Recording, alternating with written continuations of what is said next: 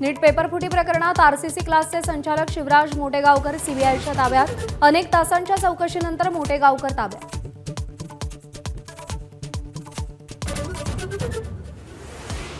संभाजीनगरात समृद्धी महामार्गावर कांदा उत्पादकांसाठी ठाकरेंच्या शिवसेनेचं आंदोलन।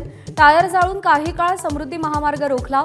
अंबादास दानवेंना पोलिसांनी ताब्यात घेतलं। गाडी अडवण्याचा कार्यकर्त्यांचा प्रयत्न।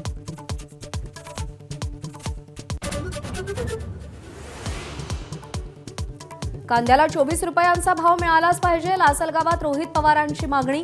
बाजार समितीत आंदोलन। 8 दिवसात घोषणा न झाल्यास दिल्लीला जाणारा रस्ता अडवण्याचा इशारा। चांदीच्या आयातीवर निर्बंध लादल्यानं प्रति किलो 7,000 रुपयांनी वाढ। आज चांदी प्रति किलो 2,70,000 रुपयांवर। सोन्याच्या दरांमध्ये मात्र आज बदल नाही। वाशिम बुलढाण्यासह अनेक ठिकाणी 4 दिवसांपासून इंधनाची टंचाई। शेतकऱ्यांच्या डिझेलसाठी रात्रभर ट्रॅक्टर आणि वाहनांसह रांगा। अमेरिका इराणमध्ये शांती करार झाला नाही तर वाईट परिणाम होतील। डोनाल्ड ट्रम्प यांच्या धमक्या सुरू। इराणच्या ड्रोनवरील हल्ल्याचा एआय व्हिडिओ जारी।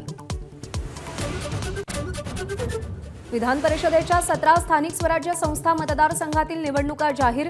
18 जूनला मतदान तर 22 जूनला मतमोजणी।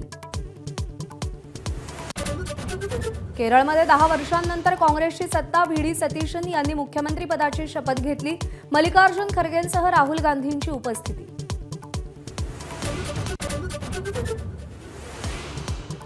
उन्हाचा तडाखा आणि इंधन दरवाढीमुळे मुंबई आणि नागपूरच्या मंडईत भाज्या महागल्या।